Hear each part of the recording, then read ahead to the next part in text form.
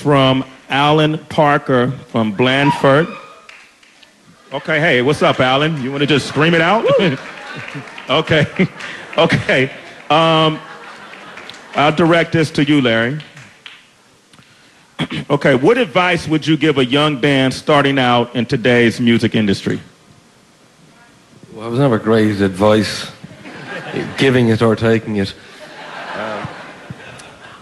You know, it's so different now.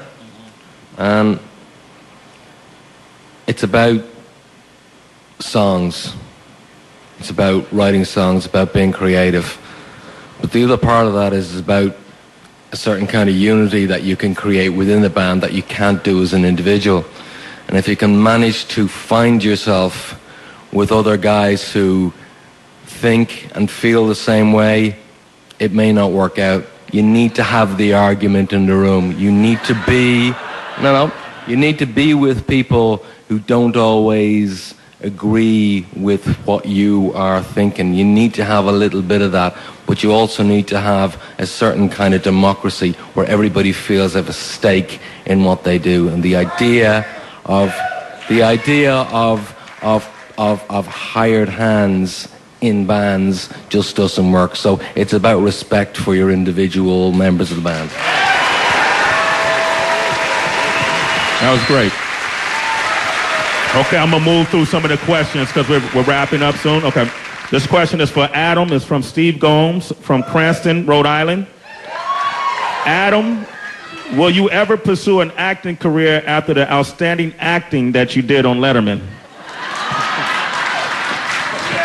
No, I don't think I'll be pursuing that any further. Okay, great, okay. I love the one-word answers, man. I don't got those down pat. Okay, this next question is from Margot out of New Hampshire. Scary. Okay, what, if any, song do you never get tired of playing live? And is there a song you never play again if you didn't have to? Just for the edge. Okay, I think Where the Streets Have No Name is just one we never tire of playing.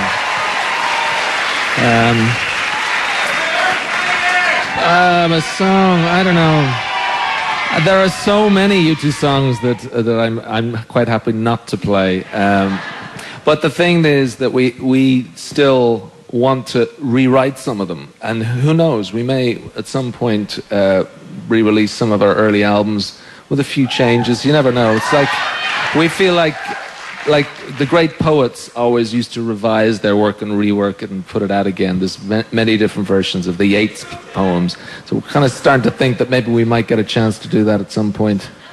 A lot of our early albums, we were like being rushed out of the studio by the big, bold Paul McGuinness, who's saying, it's time to go. We can't afford another hour. And we would be, you know, we'd take a couple of weeks, 3 weeks, and then we'd have to go. And so the early records, there's some beautiful songs that feel a little bit unfinished to us. And I think that might be a project. Yeah. Which particular records? Oh, there's the issue of the singer sounding like a girl. Nothing against girls, but I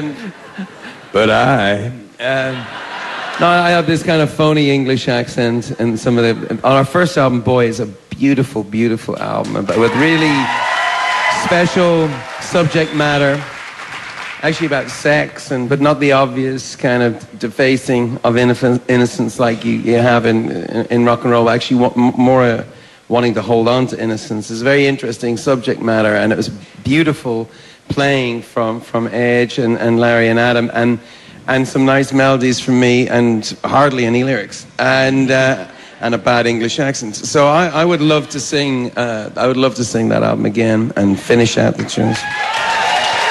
Okay. Well, let me say it's an honor to be on this stage with you guys today. I think we can all agree. I felt like we've been to heaven tonight, right?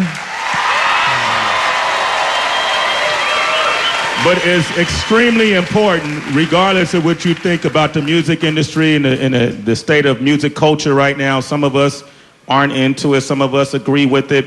But whatever the case may be, it's a great thing that we have a band like U2 here with us today. And I think a lot of critics raise the question of relevance, which is something that artists have to think about all the time from the beginning to the end of their careers. But I think they have shown and proved that that's not an issue with them. And it's extremely important that if you like bands like U2, you know, that are really about the music culture and the songs and has that enthusiasm that they've had when they first began, make sure you support them, okay? It's extremely important that you support them. We feel very supported, and this is where it started out, as we said at the very beginning of the program, and we feel a lot of support, not just here in Massachusetts, but all over, and thank you for this great life that you've given us, and that's Boston, the truth. Stand up for you too. Thank you. Show them your love. My name is Sway with MTV. If you haven't got the album, go get the album. It's the #1 in the world right now. No Line on the Horizon. This is U2.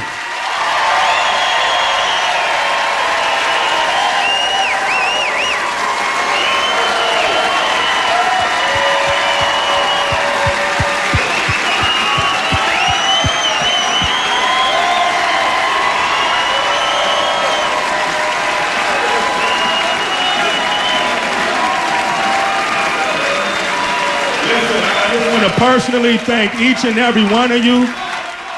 This is a wonderful experience. This wraps up night 3 of U2 3 Nights Live, coming to you from the Somerville Theater in Boston. No Line on the Horizon, the new release from U2, is available now in stores and online. U2 3 Nights Live was produced by Michael Parrish for FMQB Productions. The executive producer is Fred Dean. Special thanks to the Interscope Promotion Department, the Somerville Theater, Sanctum Sound, Rich Van Slyke, Bob Burke, Mike Bacon, Jack Barton, Joey O, and Mandy Feingold. Most importantly, thanks to our friends at radio stations across the country. This wraps up U2 3 Nights Live. Thanks for tuning in to the U2 Radio Network. Hello, we are Toucher and Rich. Guess what?